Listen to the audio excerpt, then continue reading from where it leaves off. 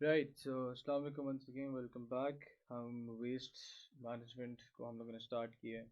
तो अब जो मैं बात करने जा रहा हूँ आप लोगों के सामने वो है वेस्ट एंड सस्टेनेबिलिटी की।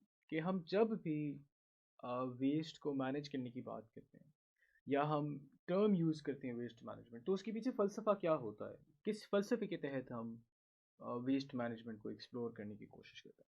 देखिए, ये एक इरिफ्यूटेबल फैक्ट है that we human beings consume a lot of things.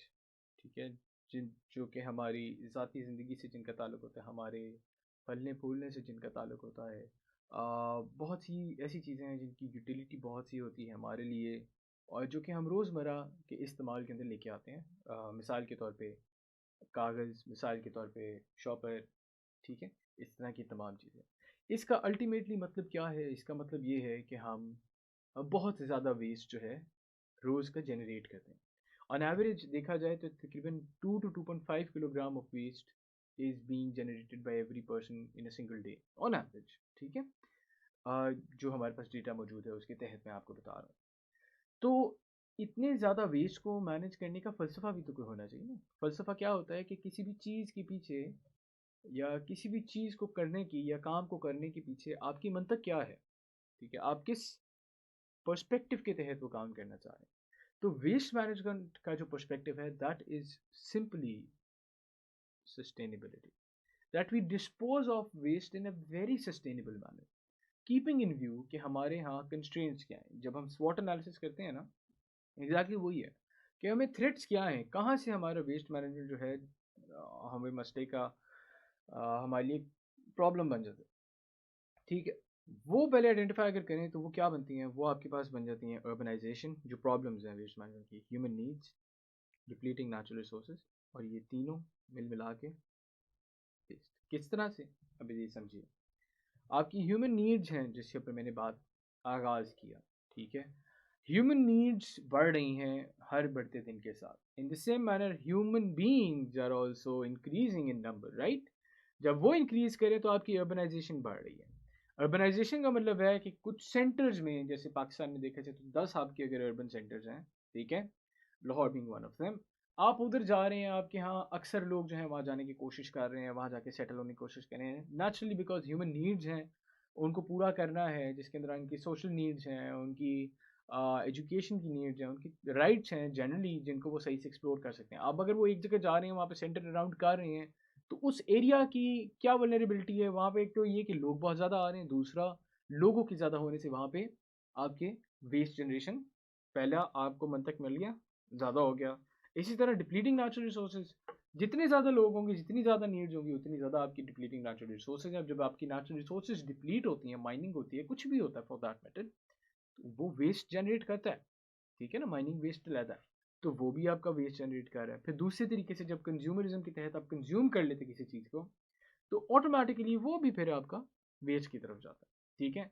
So problem हमारे सामने ये है। अब हमारा फ़लसफ़ा क्या है? हमारा फ़लसफ़ा है सस्टेनेबिलिटी। हम लोगों ने in the most sustainable manner इस तमाम जो मरकज़ है वेस्ट का, इसको हम लोगों ने डील करना है।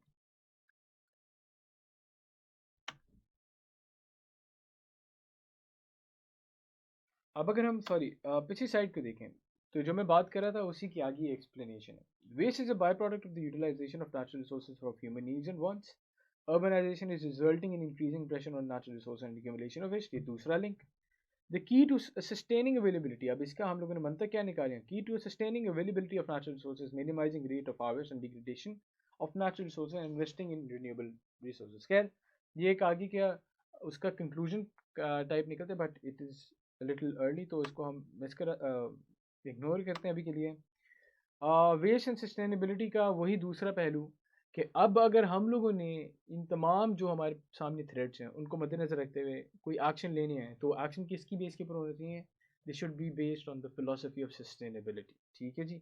तो वो एक्शंस क्या बनते हैं, उससे पहले मैं आपको एक टैंजिबल एग्जांपल दे दूं of link between waste and sustainability, कि हम लोगों ने वेस्ट को किस तरह से डील करना सस्टेनेबल मैनर। मिसाल ले लेते हैं रिसाइकलिंग की। The average family throws away worth of trees worth of paper, ठीक है? अब वो फेंक रहा है हमारे सामने, वो आपका जो नेचुरल रिसोर्स है वो इस्तेमाल होकर आपकी नीड्स को फुलफिल करके, अर्बनाइजेशन नीड्स को फुलफिल करके वो इस्तेमाल हो गई। ठीक है जी। अब इतना ज़्यादा वेस्ट है, और आपकी फैमिलीज जो है वो पाकिस्तान में तकरीबन 30 से 50 मिलियन फैमिलीज हैं। तो 6 ट्रीज वर्थ ऑफ पेपर अगर मैं 50 मिलियन के हिसाब से बचाऊँ तो 300 मिलियन ट्रीज जो हैं वो हर साल हमारे यहाँ पाकिस्तान की फैमिलीज कंज्यूम करती हैं। वाई? ताकि वो अपनी पेपर नीड्स को पूरा कर सकें। अगर हम सस्टेनेबिलिटी के कॉन्सेप्ट के तहत चलेंगे तो we need to make sure कि ये जो 6 ट्रीज वर्थ ऑफ पेपर है ये नंबर हमारा नीचे जाए। ठीक है, ये हमारा फलसफा होना चाहिए वेस्ट मैनेजमेंट का। क्या होगा, किस तरह से होगा, वो हम अभी आगे बढ़ते हैं। इन द सेम मैनर अगर हम टिन कैन को देखें तो it takes the same amount of energy to make 1 new can as it does to make 20 recycled can. अब एक कैन बनाने के लिए जो एनर्जी इस्तेमाल की गई है लेट्स से वो 20 है, और उसी जो बना हुआ कैन है जो कि इस्तेमाल हो गया उसको फिर से रीयूज करने के लिए जो एनर्जी रिक्वायर्ड है दैट इज़ 1।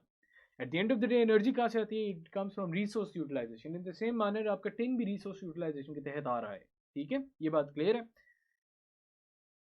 हमने क्या करना है, हम लोगों ने जो ये वेस्ट निकल रहा है, जो टिन कैन निकल रहा है, उसको इस तरह से डिस्पोज ऑफ करना है कि उसकी यूटिलिटी भी रहे और हमारी रिसोर्स यूटिलाइजेशन भी कम हो। ध्यान में रखिएगा, ये सारे डॉट्स आप लोगों के लिए मैं छोड़ रहा हूँ, इसको भी हम आगे लिंक करते हैं। ये ट्रीज वाली बात भी होगी, ये टिन वाली बात भी होगी। ठीक है, मेरा ख्याल है यहाँ तक ही बात करते हैं, बाकी चीज़ों को अभी हम रहने देते हैं, आगे हम पढ़ेंगे। अब ये दो डॉट्स आप लोगों को जहन में रखने हैं। और before I move on to the solutions, एक बार आपको current state of waste in Pakistan भी ज़रा बतला दूँ। हमारे यहाँ 20 million ton of solid waste is generated every year. हर साल हमारा ये हिसाब है। रोज़ की अगर बात करूँ तो लाहौर में तकरीबन 6,000 से 7,000 टन, 6,000 टू 7,000 टन कम से कम आपका वेस्ट जनरेट होता है रोज़ का। कराची में इस वक्त तकरीबन 12,500 टन वेस्ट जो है जनरेट होता है रोज़ का। ठीक है, और यही एक आप कह लें मंतक है जो कि चल रही है सारी जगह पे। इस्लामाबाद वाला जो एरिया, इस्लामाबाद की अगर बात करें जो कि CDA के अंडर आता है, उधर तकरीबन 800 से 1000 टन जो है वेस्ट जनरेट होता है रोज़। ठीक है, तो हमारे यहाँ बहुत ज़्यादा वेस्ट जनरेट होता है, ज़ाहिर है हमारी पॉपुलेशन बहुत ज़्यादा है। इसमें से only 50% is formally collected by the government. ठीक है, फॉर्मल कलेक्शन का क्या मतलब है कि आप देखते हैं ना, ये जो डाले आते हैं आके उठा के लेके जाते हैं कूड़े करकट को, ठीक है, और कहीं जाके डिस्पोज ऑफ करते हैं। ठीक है, यानी जो जनरेट हो रहा है, लेट्स से अगर आपका लाहौर की बात करें 6,000 जनरेट हो रहा है एज्यूमिंग, तो आपका सिर्फ 3,000 है ऑन एवरेज जो कि इकट्ठा हो रहा है, और ये एवरेज है पूरे पाकिस्तान की। कुछ सिटीज़ की ज़्यादा भी है, जैसे इस्लामाबाद की अच्छी है, इस्लामाबाद की तकरीबन if I am not wrong 75 to 80% के करीब करीब है। ठीक है, according to the international standards एक सिटी को क्लीन कहने के लिए आपका जो वेस्ट मैनेजमेंट है it should at least be 75% efficient, यानी 75% आपका वेस्ट कलेक्ट ज़रूर हो, जो कि जनरेट हो रहा है वो कलेक्ट भी हो। लेकिन हमारे यहाँ पाकिस्तान में ये 50%, और मेरा ख्याल है, मेरे ज़ाती तौर पे ख्याल है कि 50% भी जो है ये भी एक एग्जैजरेटेड वैल्यू है। ठीक है, हमारा रिसाइकलिंग रेट बिल्कुल भी नहीं है, बहुत कम है। सेग्रीगेशन ऑफ वेस्ट है ही नहीं जिसकी वजह से आपका रिसाइकलिंग हो रहा होता है। अब सेग्रीगेशन का क्या मतलब है? सेग्रीगेशन का मतलब है कि आपका आप देख सकते हैं कि मिक्स्ड वेस्ट पड़ा होता है ना, आप भी डस्टबिन के अंदर अपने घरों में जो डस्टबिन हैं उसके अंदर मिक्स वेस्ट डालते हैं। आपने कभी कोई सेग्रीगेशन नहीं की, प्लास्टिक वेस्ट, खाना, तमाम चीज़ें, पेपर वेस्ट, तो आप एक ही डस्टबिन के अंदर डाल रहे हैं ना, you not segregating it. Problem क्या हो जाती है, आपका वेस्ट जो है वो कंटेमिनेट हो जाता है, वेस्ट भी कंटेमिनेट होता है दिस बाय द वे, और वो कंटेमिनेट हो जाता है तो फिर वो रिसाइकल नहीं हो सकता। अगर पेपर मैंने गंदा कर दिया, पेपर के ऊपर ऑयल गिर गया, how can I recycle that paper? ठीक है, तो वेरी सिंपल प्रोपोजिशन। इसके खैर अपने मसले मसाइल हैं। यहाँ पे सिर्फ दो चीज़ें और डिस्कस कर लें, फिर इस वीडियो को मैं एंड करता हूँ। So the need for sustainable waste management, need for sustainable waste management क्या है? That we need something to sustain upon in the future. आप जस्ट पहले हम यहाँ पे फोकस करते हैं left side of the slide के ऊपर। पाकिस्तान के लिए why is it needed a sustainable waste management system, जिसके अंदर आपकी रिसोर्स यूटिलाइजेशन कम हो, आपकी ह्यूमन नीड्स को भी सही से कैटर किया जाए, और कोई मसला ऐसा आपको दरपेश ना हो। क्या है वो वजूहत? Pakistan is one of the fastest growing populations of the world. Pakistan is, मेरा ख्याल है, it is as of now 5th most populous country of the world. ठीक है, we recently taken over Brazil, अब बस इंडोनेशिया को take over करना है, फिर हम भी रेस में आ जाएंगे चाइना और इंडिया के साथ. But we are the fifth most populous country of the world as of now in 2020. Pakistan is rank 17 in the list of countries facing water scarcity. अगर वाटर स्कार्सिटी है इसका मतलब है कि आपके यहाँ आप देखिए ना, आपका पानी इस्तेमाल कहाँ कहाँ होता है. टेक्सटाइल सेक्टर में इस्तेमाल होता है, एग्रीकल्चर में इस्तेमाल होता है, हर जगह इस्तेमाल होता है. लिक्विड वेस्ट में हम लोगों ने पढ़ा कि वो किस हिसाब से इस्तेमाल हो रहा है और फिर ज़ाया हो रहा है. ठीक है, और ज़ाया हो रहा है तो हम ये देख रहे हैं ना, यूट्रिफिकेशन की, वाटर लॉगिंग एंड सैलिनिटी की प्रॉब्लम्स. ठीक है, हमें अभी भी पानी की शॉर्टेज होती है. क्यों होती है? क्योंकि हमारे पास पानी ऐसे मौजूद नहीं है साफ़ पीने के लिए. वो क्यों नहीं है? क्योंकि हम वेस्ट बहुत ज़्यादा करते हैं. And that is why Pakistan is rank 17 in the list of countries facing water scarcity. हमारे 43% चिल्ड्रन जो है वो माल नरिश्ड हैं. Over 140 million people have no access to electricity or suffer from 12-hour load shedding per day. यानी हमारी energy consumption भी बहुत ज़्यादा है, और रिसोर्स एफिशिएंसी ना होने की वजह से हम बहुत ज़्यादा एनर्जी कंज्यूम करते हैं और बाकियों के लिए वो एनर्जी बचती नहीं है. बेसिकली हम we are short on energy even now. या हम लोगों ने क्या करना है, हम लोगों ने वाटर फूड नेक्सस एनर्जी करना है को जो है मद्देनज़र रखते हुए अपनी डिमांड जो है उसको कंट्रोल करने की कोशिश करनी है. And as far as waste management is concerned, आपका जो वेस्ट निकल रहा है उसको हम लोगों ने एक ऐसा मॉडल देना है, असूली तौर पे हमारा जो एम होना चाहिए कि जिसके तहत आपकी जो वही बात, आपकी ह्यूमन नीड्स भी कॉम्प्रोमाइज़ ना हो, आपकी रिसोर्स जो यूटिलाइजेशन है उसकी एफिशिएंसी बढ़े. ठीक है ना, तो ये दो चीज़ें जो कि इम्पॉर्टेंट है हमारे लिए. लास्टली हम लोग किस चीज़ को आइडियलाइज कर रहे होते हैं, हम आइडियलाइज क्या कर रहे हैं, और ये नया कॉन्सेप्ट है दुनिया में, concept of zero waste economy. Zero waste economy का क्या मतलब है? मिसाल ले लेते हैं. ज़ीरो वेस्ट इकॉनमी का मतलब है कि लेट से हम लोगों ने प्लास्टिक बॉटल बनाई है. इसको भी मैं एक्सप्लेन करता हूँ, मेरी एग्जाम्पल पे प्लीज़ ज़रा गौर कीजिएगा. प्लास्टिक बॉटल बनती है for the storage of water let से. ठीक है, एक कोई भी कंपनी अपने जहन में सोच रहा है उसे प्लास्टिक की बॉटल बने.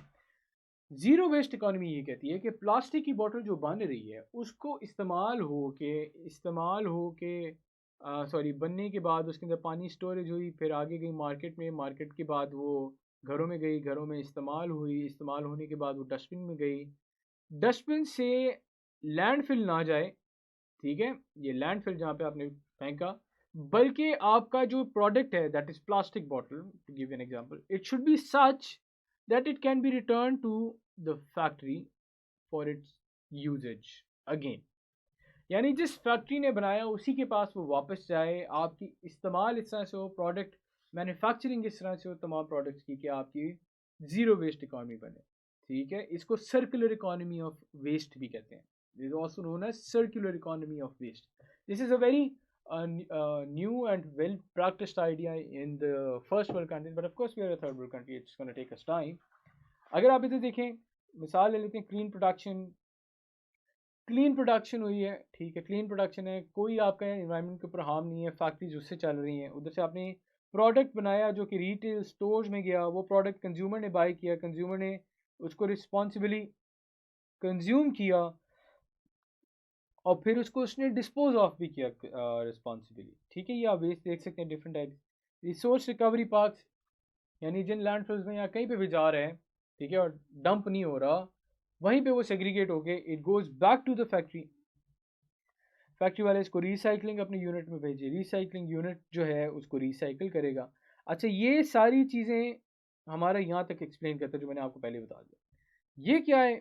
This comes under the part of the government, कि गवर्नमेंट को क्या करना चाहिए. Government should change the rules, government should make policies that are suitable for us to move towards a zero waste economy, or for that matter a circular waste economy.